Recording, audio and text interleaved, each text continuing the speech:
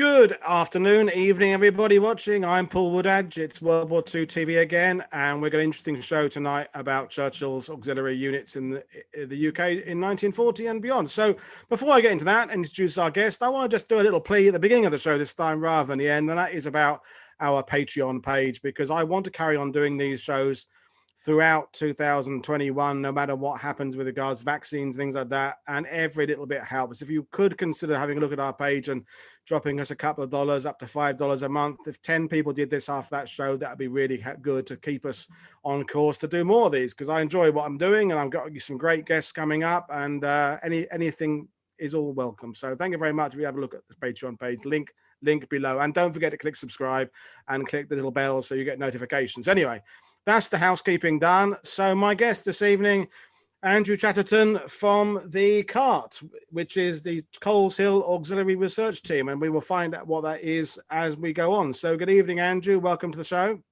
Good evening. Thanks for having me.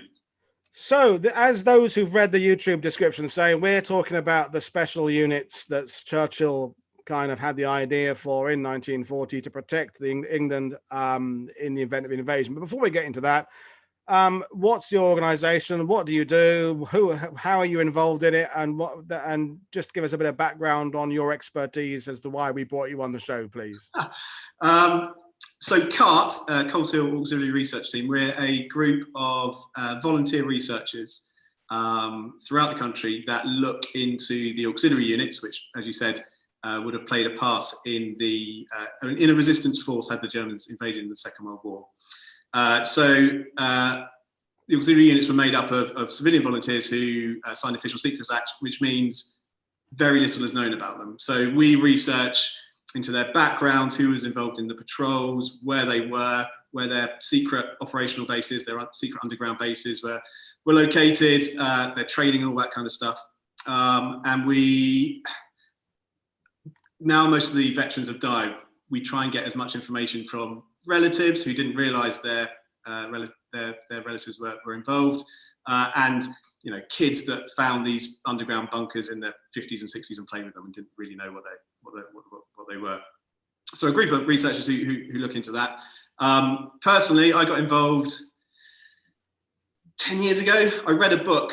I did a history degree and read a book by a chap called David Lamp called Last Ditch, which was published in the late 60s. And this was the first book about the auxiliary units. And the veterans were furious when it was launched, because they'd all signed the Official Secrets Act. And they were like, well, why have we signed this? And then some bloke can just come and write a book about us. But I read this book and I was like, how do I not know about this? This is a secret underground guerrilla saboteur force, and no one knows about it. This is crazy. So Tom Sykes had just set up CART, so I got in touch with him, volunteered my services, and we went from there. But I was drawn in by, most people think they have an understanding of what Britain in 1940 after Dunkirk was like. They have an impression of a country on its knees, of old men being drafted in or volunteering for the LDV, being given pikes and golf clubs and broom handles with knives on. But it wasn't that. We were highly organised. We'd learned a lot from the Blitzkrieg in the Low Countries and into France, where it was carnage, where it was chaos. There wasn't any information about where German units were and what they were up to. There was no form of resistance. But we had, as we were discussing before, we had time to pre-prepare. We had, and we'll talk about it later, but the auxiliary units were never considered a resistance force as the French resistance, for example, who were there for after occupation. These guys were there for that initial moment of invasion as they came into area. So I blabbered on a bit there, but essentially, no, that's fine.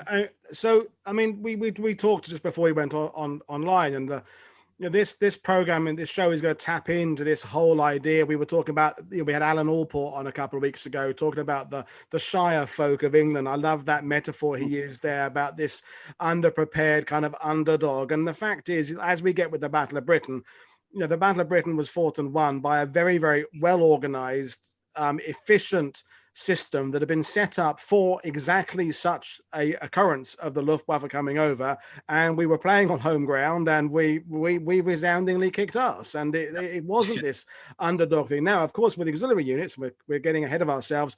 They were never put to the test in the way that the RAF was, but the point is, the British did have time to prepare. So let's go back.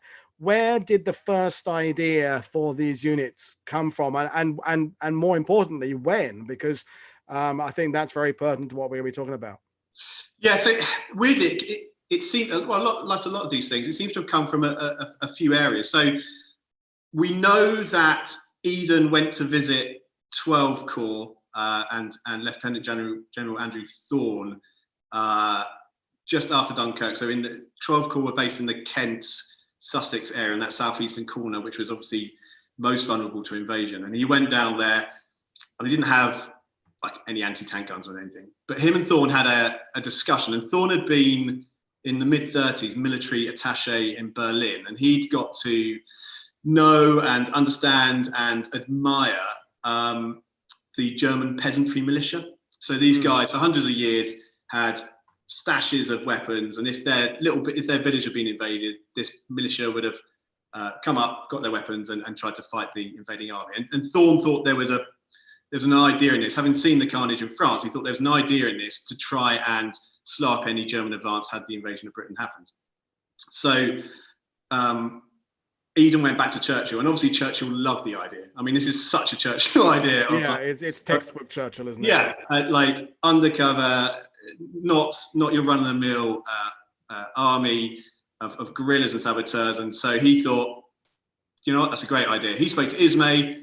Ismay then spoke to military intelligence research, and there's a chap as part of that called Peter Fleming. Now, Peter Fleming is the brother of Ian Fleming, the creator of James Bond. So pre-war, Fleming was a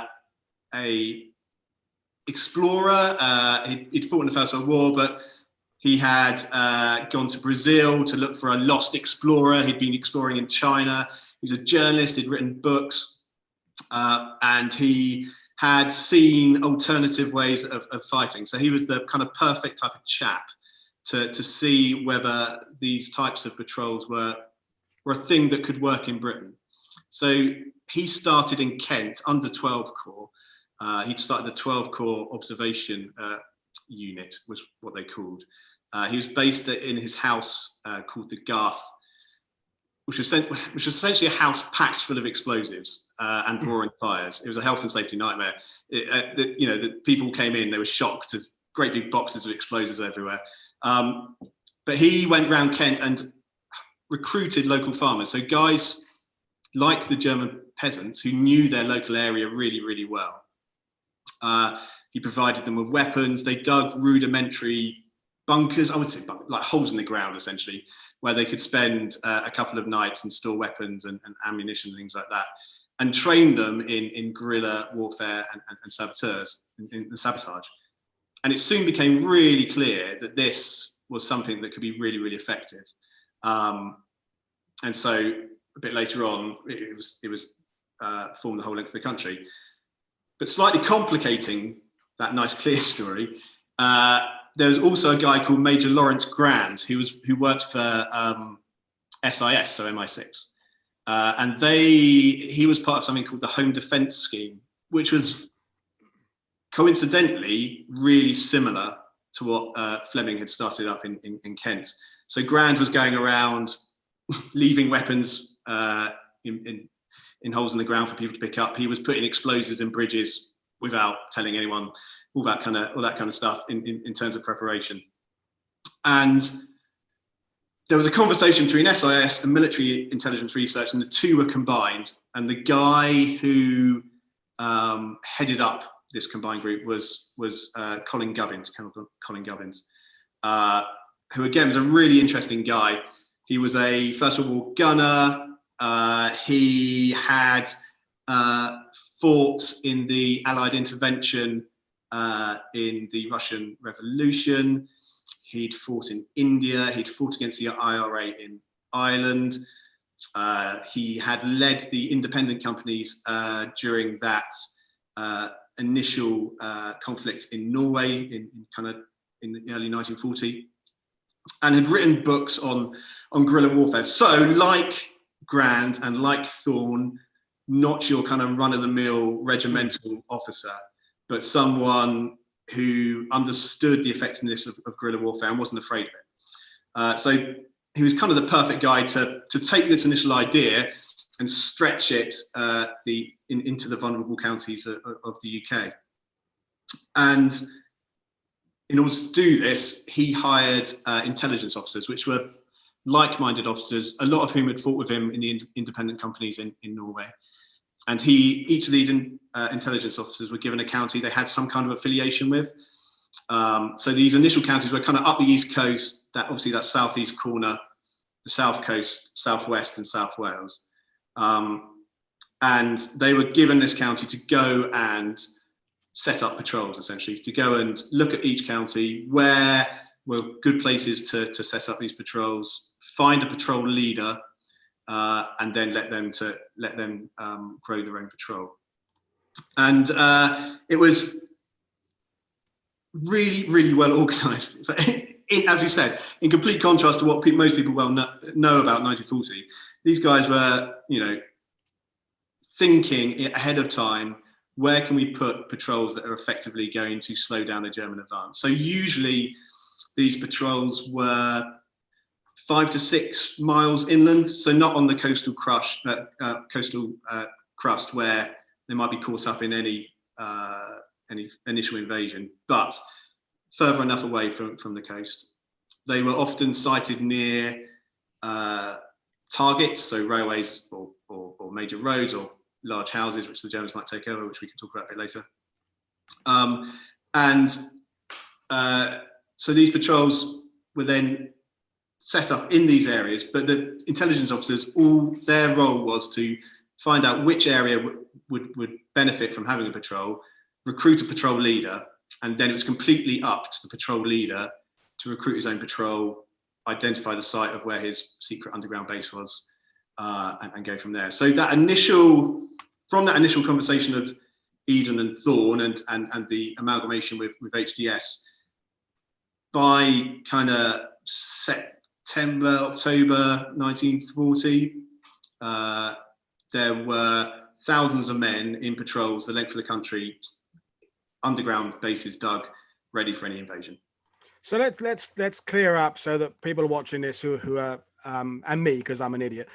We've got the local defence volunteers who eventually evolve into the Home Guard, and the auxiliary units are separate too, but they are part of the same idea, which is what the great British public would do in the event of an invasion. But the Home Guard kind of are there to actually stop an invasion happening in the first place, whereas the auxiliary units we're assuming the Germans have kind of got in, and now it's about trying to limit their speed across the country and do what we can to kind of well, tell me what were they told? I mean, if you just said about them recruiting their own patrol members. So if you've been given the task of setting up a patrol in, let's say, Kent, and you've got to recruit people, what are you telling them? Are you telling them it's a suicide mission? Are you telling them you're going to be at this for a few days, a few weeks? What was the briefing? What was the tagline for getting recruits, shall we say? How were they explained? So the Home Guard were there, I guess, to an extent, to get into a battle with an invading army. The auxiliary units weren't there to take on the army in a running battle. So as a patrol leader, firstly, you would have signed the Official Secrets Act. So when you start to recruit these guys, you say virtually nothing. Usually, do you want to do something for your country, something a bit dangerous, something a bit more interesting maybe than the LDB? Then you would explain your role, so the auxiliary unit's role is very different to that of the Home Guard. Yeah. When the Germans entered your area, you as a patrol would have disappeared. So your family, friends have no idea what you're up to. They have an idea that you're something to do with some kind of Home Guard, but don't really have any real idea. You would have disappeared to your underground base. you would have sat underground and waited for the Germans, sometimes literally to go over the top of you. And then you would have come out at night. And your whole role is sabotage and guerrilla warfare. So anything, and bear in mind, once the Germans had invaded your area, there is no contact with the outside world. So they wouldn't get any extra orders. So any decisions that this patrol made were based on their own knowledge and what they're seeing when they're out and about at night. So their role is to slow up any German advance, as I said. So finding ammunition and fuel dumps, blowing that up.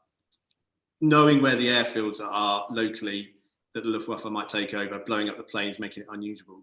Blowing up bridges on major roads, blowing up convoys.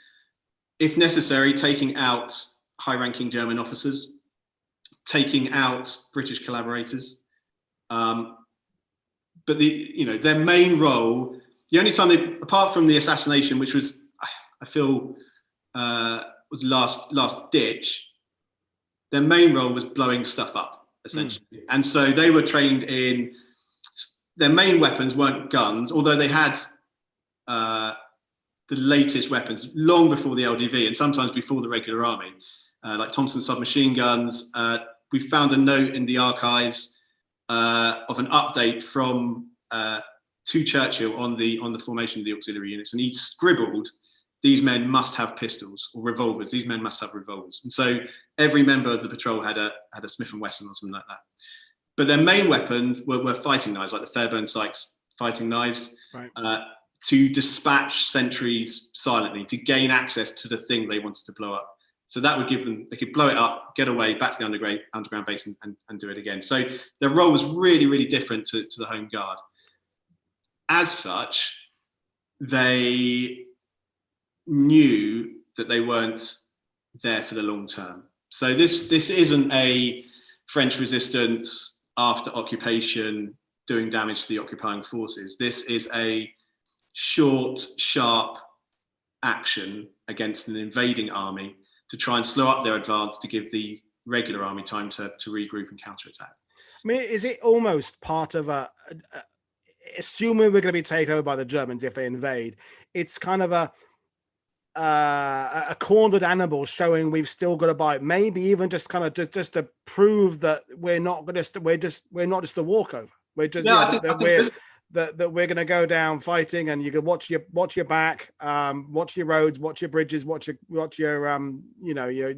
checkpoints and your headquarters, and be wary. But so let's go. You talked about these underground positions. So you sent me that illustration of an underground. Let's talk about what those things were. I'll show up in the illustration you sent us. So this is a sketch you sent of an underground position. So explain you've kind of covered what its purpose was, but that's where a patrol would base themselves. So that would be somewhere near their village, town, whatever, but somewhere in the middle of woods or something. Yeah, exactly. And from there they operate. And so they can live there indefinitely. I'm assuming they've got supplies for weeks. Yeah, well, they've got enough rations for 2 weeks, which they thought and understood would be their life expectancy, because at some stage they would be caught or injured in action, or as we saw later in the war with resistance, the Germans would track them down undoubtedly. Yeah. But this is a pretty good script. So you can see there on the right hand side the ladder going down. So on top of that ladder would have been a disguised hatch, and the hatch would be opened depending on the operational base. But we've got examples of counterweight systems where you'd stamp on the hatch and it would just pop up automatically, and down the ladder you'd go. There's other ones where you'd roll a coloured marble down what looked like a rabbit hole, which would go down, and the guys in there would know which patrol member it was and open up the hatch, and in you get. Others, it would be a lever which looks like a tree root, and you'd pull the tree root and the hatch would pop up, and in you go. So it's about not hanging around on the surface too much. They'd always go a different route back to the operational base so it doesn't leave a trail. So once inside, there's a blast wall immediately there. So if the Germans did happen to find you and dropped a grenade down, you wouldn't be taken out immediately. There's a store section. They had Elson toilets, which I imagine chemical toilets, which I imagine after some time would have got pretty horrific. And then there's the main chamber where they slept during the day, planned for the next assault, had stored their water tank of drinking water, their food of 2 weeks ration. They had rum, which they were strictly told was to only be used had the Germans invaded. But the trouble is, if you're teaching men how to be guerrilla warfare and saboteur, they work out ways of siphoning the rum out. So a lot were handed back with liquid, but it certainly wasn't rum. And that's where they've stayed. But these are mainly collapsed now. Obviously, it's elephant iron going across, which is essentially thick corrugated iron, and so most of it's collapsed. But those that do remain, they're pretty dark, dismal places. It's underground. It's underground. There's no electricity, obviously. And the first ones dug by the patrols themselves, unless you had a really specific set of skills within the patrol, they weren't very good because breathing underground's not easy. So these first operational bases weren't great. But as kind of late into 1940, early 1941, they brought in Royal Engineers to dig these operational bases, such as the one you just saw there. So they're a bit more sturdy. And so I'll show the photo you sent of the model one as well. People get an idea. Yeah. So you see so this is a mock-up at Parnham, which is the only museum dedicated to the auxiliary units in Norfolk. And so this is the main chamber. And then going through, there would have been, sometimes they had cooking facilities, which obviously isn't great because smell and smoke would attract German patrols. But they came up with really ingenious ways of disguising smoke. So they would put the chimney up a hollow tree, and the smoke would go up this hollow tree and disperse at the top of the tree line so the Germans wouldn't see it. So the levels of ingenuity were huge. And then past there is an escape tunnel. So concrete tunnel that would exit some way away. So if the Germans did find the hatch, you had a chance of getting away. Most patrol members thought it was mainly for morale purposes, because if the Germans had found you were pretty much done. And some operational bases just didn't even bother to dig them. So these men, they're going to be instructed in demolitions and map reading and navigation and moving at night and field craft and all that kind of stuff. But given how quickly this was put together, so sort of May, June 1940, and this is going to have to be done mostly by training manuals rather than going to lectures. I mean, there's obviously not some big training center where thousands of Brits are going there and doing big mass classes. It's going to be done a lot, surely, by manuals. So it's a bit of both. So the manuals, again, with ingenious cunning, they produced training manuals that were disguised as, because a lot of these guys were farmers or miners, and lived in the country and had an intimate understanding of their local area. But so they were disguised as like farming manuals or 1937 calendars. So these training manuals were about silent killing and explosives and things like that. So, but on the face of these manuals, it was just there was one called Highworth Fertilizers. That was it. That was all on the front. So it looked like an advertising leaflet. However, there was a training centre in HQ in a place called Coleshill, and at Coleshill House, which is a village, well, not even a village, a hamlet really, near Swindon. And Coleshill House was where these guys, not all of the patrol, but maybe one or two, maybe the patrol leader and a corporal would go at weekends for training, and they had the highest levels of training in terms of sabotage and guerrilla warfare, and as you said, fieldcraft and all that kind of stuff. But it's, again, the levels of secrecy were very, very high. So these guys would just sent a letter saying, you need to get a train to Highworth, which was the nearest town to Coleshill. They'd arrive at Highworth, and they were instructed to go to the Highworth post office. And there to meet them was the postmistress, a lady called Mabel Stranks, who by all accounts was a pretty miserable, angry postman. So you would arrive, you'd give a code, a sentence that you were told to say to Mabel. She would go out the back, phone up Coleshill House, and say, "We've got another one of those chaps. He's given the right code word. Can you come and get him?" So the lorry would be sent to from Coleshill to Highworth. They would be chucked in this lorry, back up, curtains down, and then driven a convoluted way back to Coleshill. So they'd arrive at this big mansion house and have no idea where they were.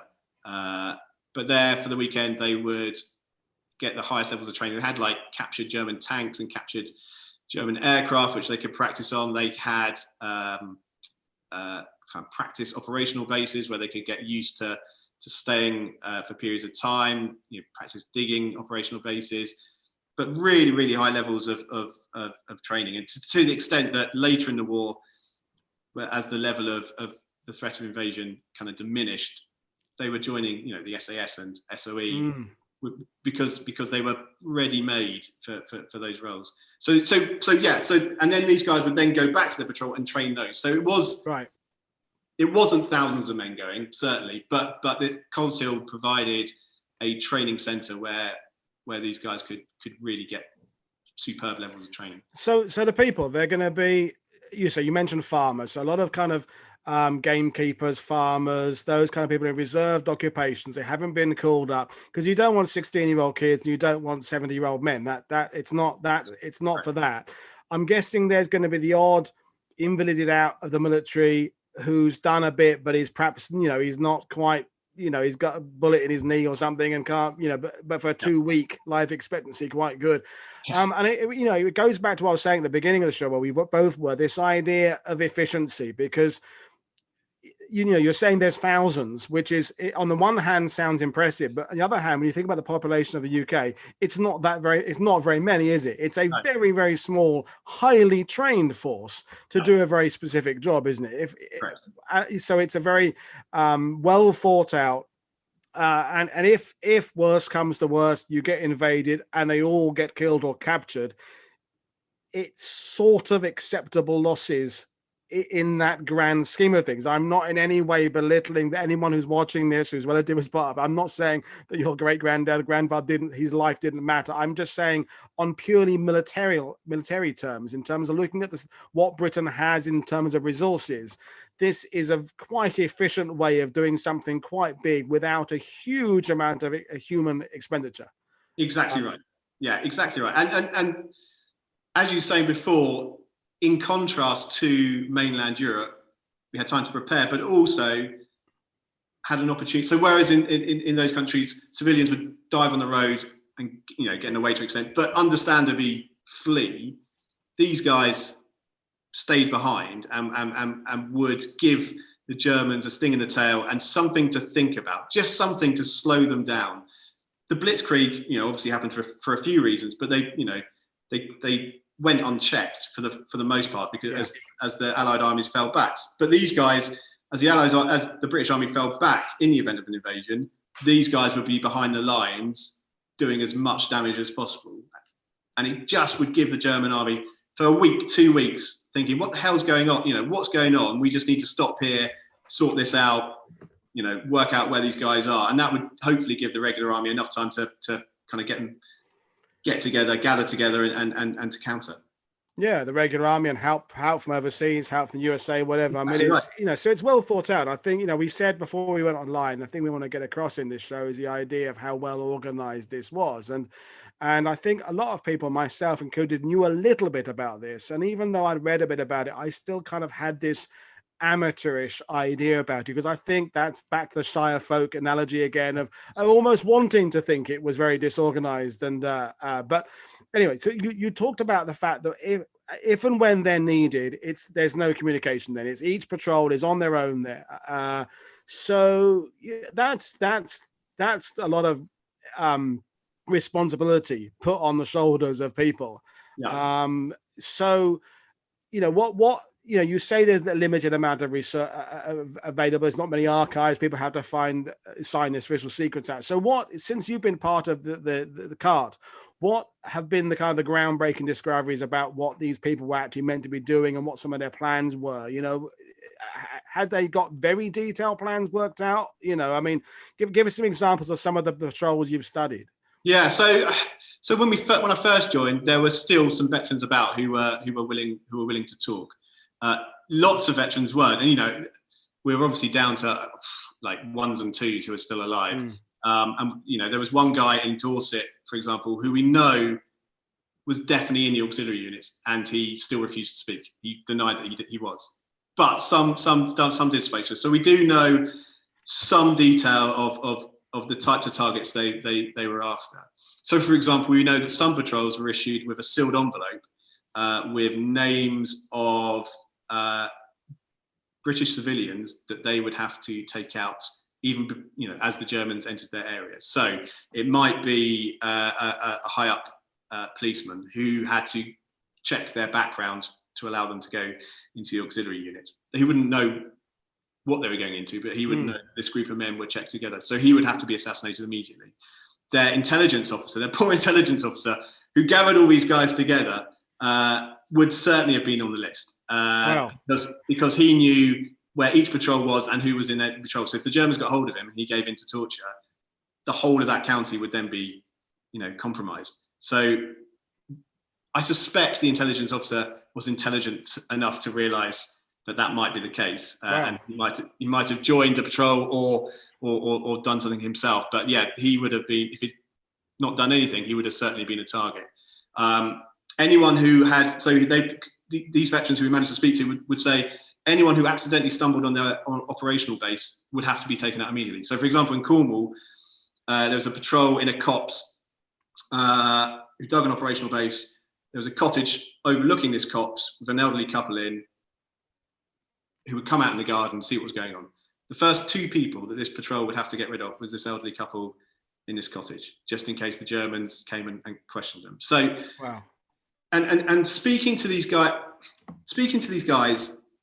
when we had the chance, and thank God we did, they weren't, they weren't like bloodthirsty, but they were like, we would have done it. We would have to have done the job to give us enough time to allow us to do our job on the invading army. And this is why a lot of them, they signed the Official Secrets Act, and they're of that generation where if they sign something like that, they will 100% keep to it. And so most went to the grave without telling one. But a lot of them didn't say anything because they were walking around a village where and their mate, the policeman, would walk past and they'd say hello. And in the back of their mind, they'd be like, well, I was ordered to steal the and that's something that they were willing to do. But then afterwards, most of them were like, we weren't called upon. Yes, I was really highly trained, weren't called upon, but so I didn't really do anything and just went back to their family lives and didn't say anything. We've got examples of where we put, so a lot of the ways that we try and get information is we put articles in regional newspapers and say, look, this amazing thing, was your relative involved and all this kind of thing. And again, in Cornwall, weirdly, this guy was reading the Western Morning News with his family around for Sunday lunch. And we put this article in and he was like, oh, I was in that. And his wife, who he was married to during the war, was like, no, you weren't. And he was, yeah, I was definitely. And his family were like, what? And he'd go upstairs and he brought down his Fairbairn Sykes knife that he'd hidden all these years, his little lapel badge, which was the only official recognition that was. Is that the one you sent me? I'll put that up. Yeah. Yeah. So the lapel badge is often the only sign we get from relatives that this is the only thing that they were given. They were getting ahead of ourselves a bit, but at stand down in November 44, they were basically given a letter that said, thanks for your service. There will be no public recognition because this is highly secret. Don't tell anyone, you're not going to get anything. But they did produce this lapel badge, which they wore with pride. So, at events, if they bumped into another chap wearing this, they would know that they're in the auxiliary units, but couldn't say anything to each other. So this is the only thing that a lot of relatives have. And, they took this, we spoke to two brothers in neighbouring patrols in Essex. And neither of them knew that the other one was in the auxiliary units until about 2001, 2002. That's amazing. Levels of secret. We had one. So there was no public recognition, but Tom and Cart, we worked really hard to to get them the opportunity to march past the cenotaph on Remembrance Sunday, which we managed to get a couple of years ago. And we were lucky enough to get a few veterans in before they started passing away, which was great. But one veteran from Wales literally only told his family that he was part of the auxiliary units the day before he was due to march with this. So this man from Wales came down to London bemused about what was going on. I mean, we'll go through some of the other photos you sent in a minute. But I mean, what I'm taking away from this is I'm both incredibly impressed at how efficient we were, that, you know, these guys had the audacity and the bravery to go and kill the elderly couple that were overlooking. But also, I'm kind of, it doesn't fit with this Shire folks, you know, this idea of us not of bumbling our way through the war, being nice and having tea. To think that we were able to create a force so lethal, I'm both proud and kind of like, ooh, at the same time. It's a unique sort of feeling. But you did, you know, I'm conscious of the fact we're having a great time talking about it, but you did send some amazing photos too. So let's talk about some of the things. I've shown some of them already, but we'll talk about some photos and see where the conversation goes from there. But let's talk about the map. You sent that map of the operational patrols. So that, for those watching, gives you an idea of the extent of the UK. You can see very little on the west coast, mostly on the east coast there. So three sectors it divides into. And so over the course of that you know, how we're talking, you know, several thousand members of several hundred patrols. Have I got that right? Yeah. So we think, although it's so difficult to tell, as you might expect, we think it's about 4,500 men between 40 and 44 were involved in patrols, and this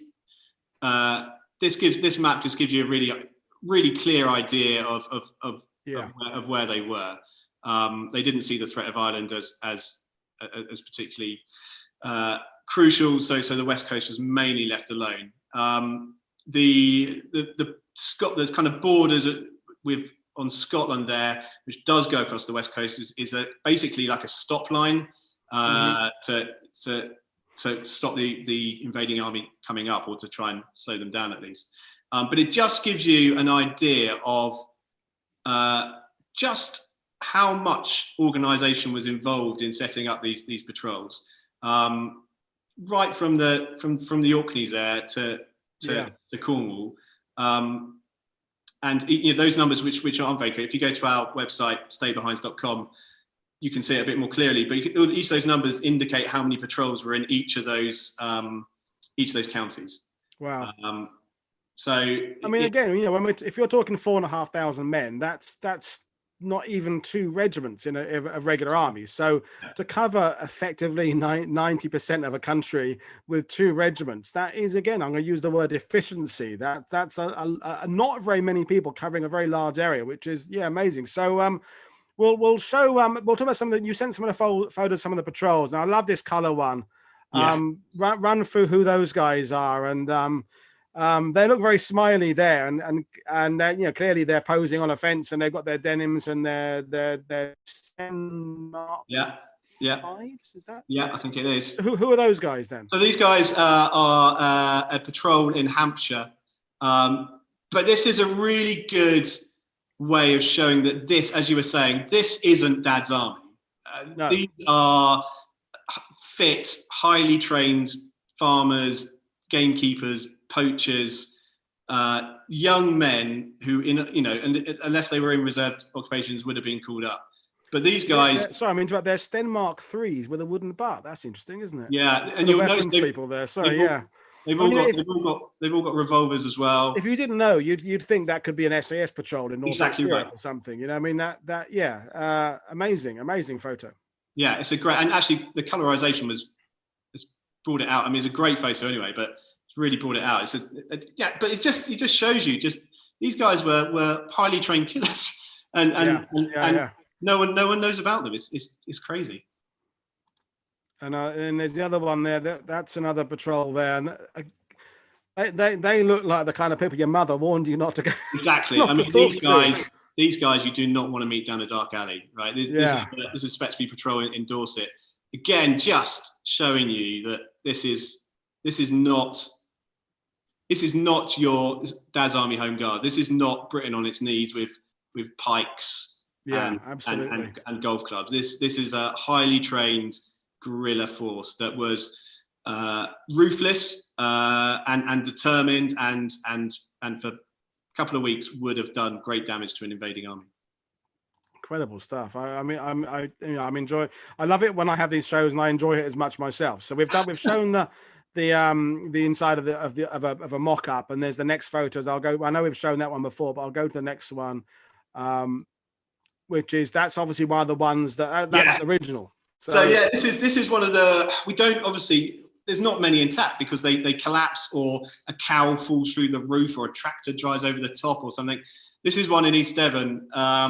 And again, so you're looking towards what would have been the escape tunnel, but they haven't bothered digging it because, for whatever reason, that they didn't feel it necessary. But this, and it gives you an impression of just how dark and dank these places were to live in. Obviously, everything's been stripped out, and people in the 50s and 60s have used it as a dump. But it gives you an impression of what they were like.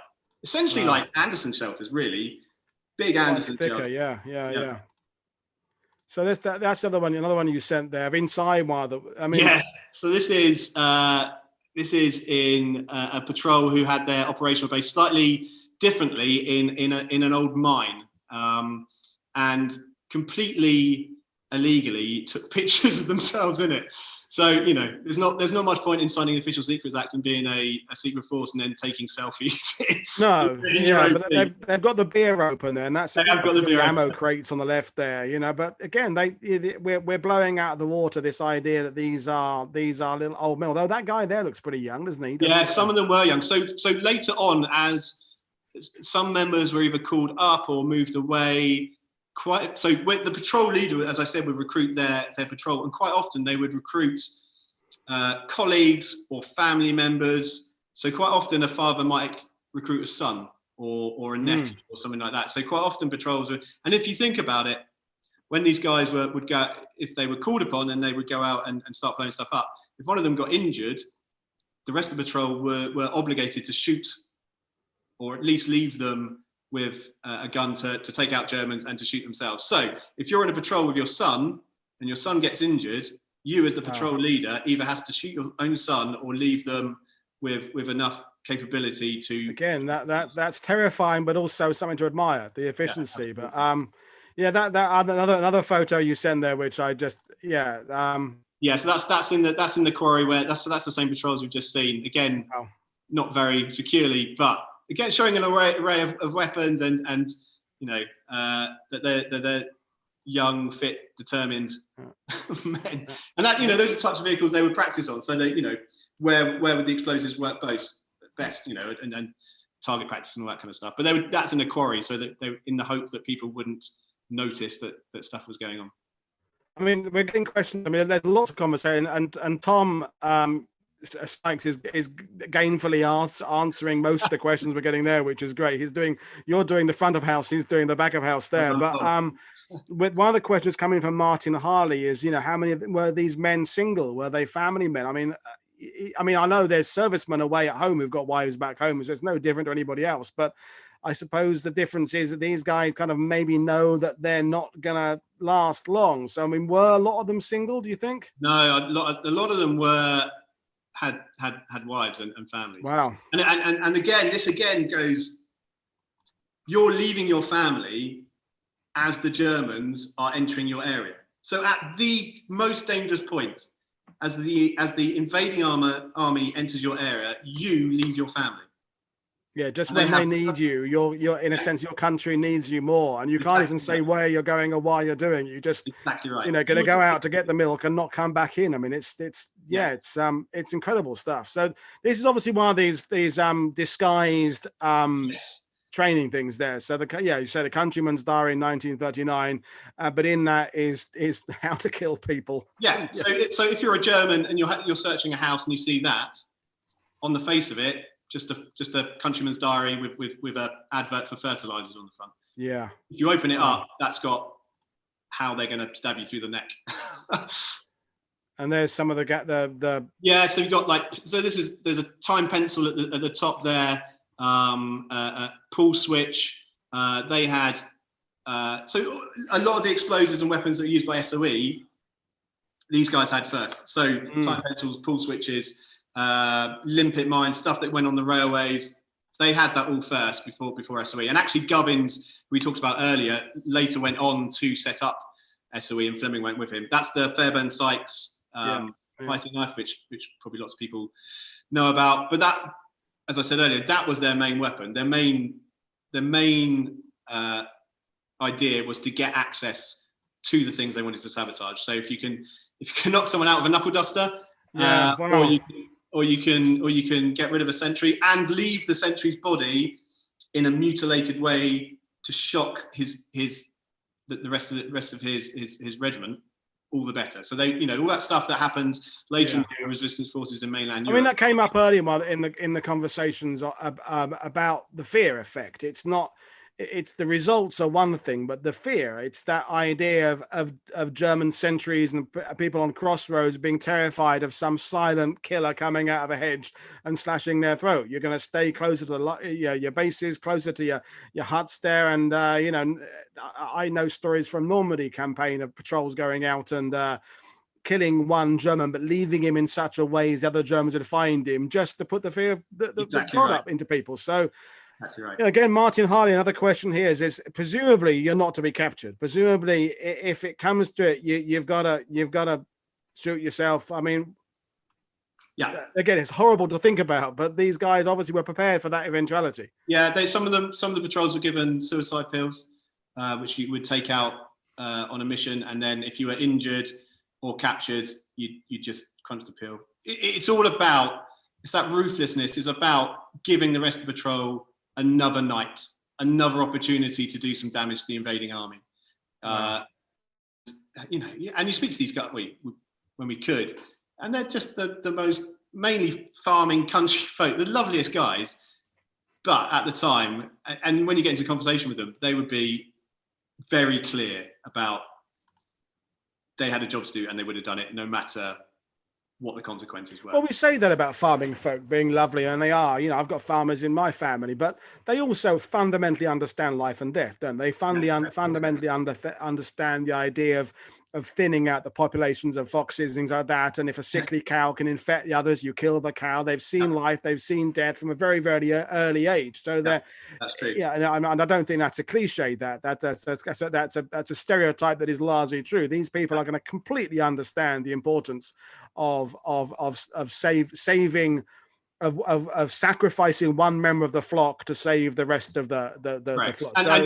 So it's staggering stuff. I'll show a couple of other photos as well, because the radio set, which looks nothing like any radio set I've ever seen. Sorry, back. So this is and I'm not sure we're going to have time to talk about it really. Is a completely separate section, but loosely linked to the auxiliary units because of the special duties, who were civilian spies. So they would train guys and women who could walk around their village without attracting the attention of the German army. So vicars and publicans and doctors and girl guides and scouts. And these guys were incredibly highly trained in recognizing German formations and weapons and numbers and vehicles and all that kind of stuff.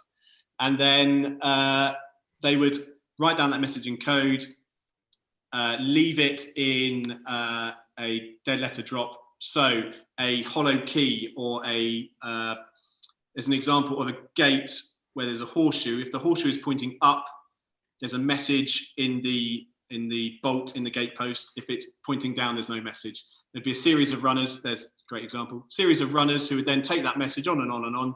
And eventually something like that tennis ball there, a split tennis ball, put the message in, drop it down what looks like a rabbit hole or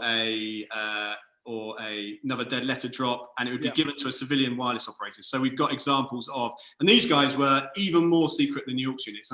Maybe I'll come on again to talk more detail. Yeah, no, definitely. I think we can do. I mean, there's that same gatepost with the nut that comes off, and there's the hole there to leave something. I mean, incredibly well organised. Yeah, and these, we had vicars with wireless sets in pulpits, and publicans with wireless sets in the lofts of their pub, and doctors with wireless sets in their surgeries. And there's an example on the Devon-Dorset border of a civilian who had a bunker underneath his outside toilet.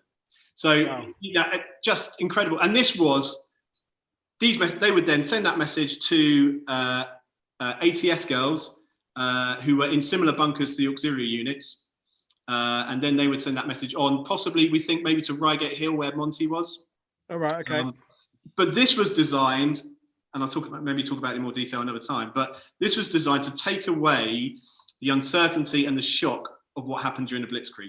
So this was civilians staying put as the German army passed through, taking notes of what formation it was, what vehicles they were, how many there were, what weapons they had, sending that message quickly on via runners, and that message would eventually be sent to high command, who would then pass that relevant information onto and send the necessary troops or battalion or whatever it might be to go and deal with that threat.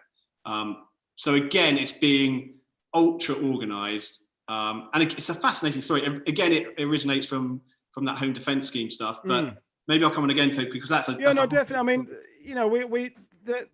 time is always against us, but I mean, it must be in some ways frustrating for you and the other members of the team to be studying a formation that was never put to the test. So everything they ever did was always theoretical. We can look at battle statistics from Normandy or the Battle of Britain, and we can assess, so this performed this well and that mark of tank did better than that mark of tank, but this is all theoretical. But the thing I've been touching on is, because Martin Harley again is saying, we've already discussed it earlier, a lot of these men went on to join the SAS and other formations, and MI9 and things like that would have taken some of the gadgetry and taken that through, because Peter Fleming, Ian Fleming, all those connections there. Yeah. So there may not have been any direct result from the auxiliary units, but technology and ideas clearly went on to help shape other organizations that definitely did, the SAS definitely did strike back. MI9 definitely got equipment and escape gear to people in prisoner war camps. So these ideas clearly were taken forward and used by, the SOE. So, the people you've met and the other members of your associations have met, they may not have had the satisfaction of knowing that they did something themselves, but they were part of something that was definitely good for the country. 100%. And it's taking that initial nugget of an idea, and again, because until 44, or I guess it was Africa, but we had time to refine the training, to see what worked and didn't work, and then export that out to occupied Europe in a state that we knew it would work, and we knew that the training was of the highest standards, and this explosive worked here, and it was best to take out a sentry like this or this or that. That, as you say, was all to do with the auxiliary units and that level of training and understanding of what it would be like to fight an occupation force, even though they didn't have, thankfully, the opportunity. And I should have qualified myself by saying thankfully never had to get put to the test. But, and I think, when we before we went online, and we're coming towards the end of our hour now, but the thing I said I wanted to get across was this idea of how well organized and how well thought out this was.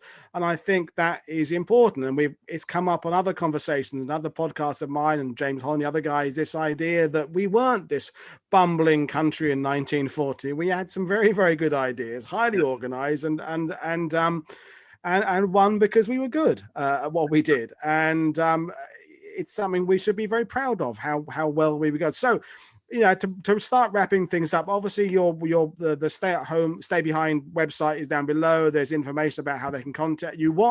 You said the veterans have passed away. Obviously, you're still wanting people to contact you if they think grandpa was involved in this or something. But obviously, there are people out there who probably have no idea that their grandfather was part of this. But if people find that, I'll put that image of the pin up again. If anyone has ever seen one of these in a family drawer, often in what it is, that's quite unique, isn't it? Yeah, and they're often found in Granny's button collection. Yeah, just slipped in there, or going through stuff, and when the grandfather, we get emails through of people saying, "Well, we think Grandad was involved in it. We found the lapel badge. We're also going through his garage, and we found this, and this." And we were like, "Yeah, you need to phone the bomb squad," because that's the explosive left over. So, but yeah, people. Relatives who don't know, even if you haven't got that, family stories of Grandad being involved in like an elite home guard or did something a bit different during the war. anything on the, spies, any rumours of spies in villages. So, that's for the special duties side, most of our stuff is rumours and folklore, and then we have to go in and take that and see what we can get out of it. But anyone, has an idea that their relative did something a bit different or didn't say a lot about what they did, definitely get in contact, and we can, any detail that helps us understand these guys better, what they did and what they were willing to do, because they're the most remarkable people who have had such little public recognition. And I'm guessing also people who think they may know one of these positions in a wood. I mean, I guess you've catalogued quite a lot of them over the years, but there's still potentially others out there. And I know I'm working on a show about the D-Day training sites in Britain, and my mate Alex, who's in Suffolk, has made contact with a farmer near Orford, who's found some bits of Atlantic wall down there that the Allies built for training. And so there is still stuff being found. So if anyone's watching this and they think there's a bit of something that looks a bit like a Landerson shoulder, but it's buried in the ground, it's in the middle of a wood, get in touch with you and learning about it from your website, which I have to say is a really, really well thought out, well designed website with lots of information there. That's very good. And I'll put the link. I didn't do it there. There's a link where you sent me earlier to a 3 or 4 minute video of you going down to one of these positions, and I'll put that in the description. So come back, folks watching.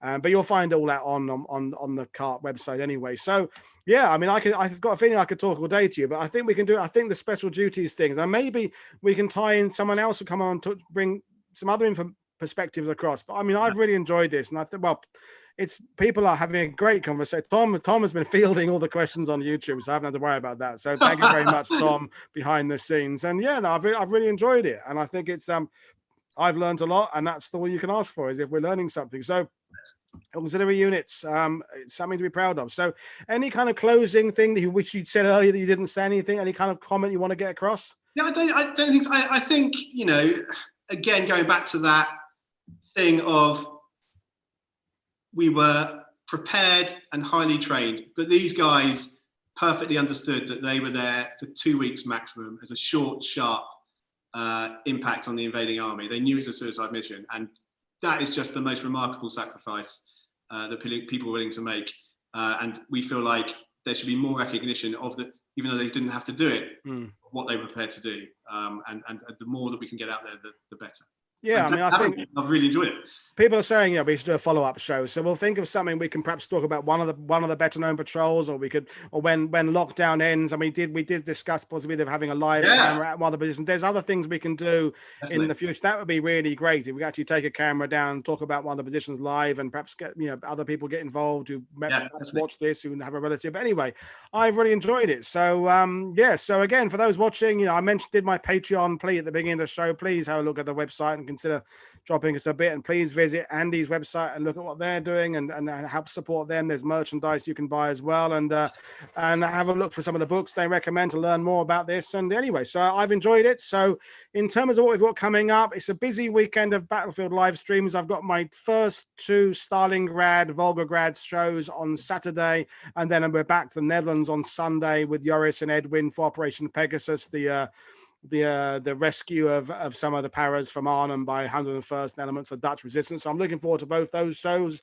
weather permitting. So that's good. So thank you very much, Andrew. Thank you very much, Tom, behind the scenes there. Thank you for watching. And this is Paul Woodadge. I'll see you all again soon on World War II TV. Thank you for watching. Good night, everybody. Well, it was great. I really enjoyed that. The hour flew past.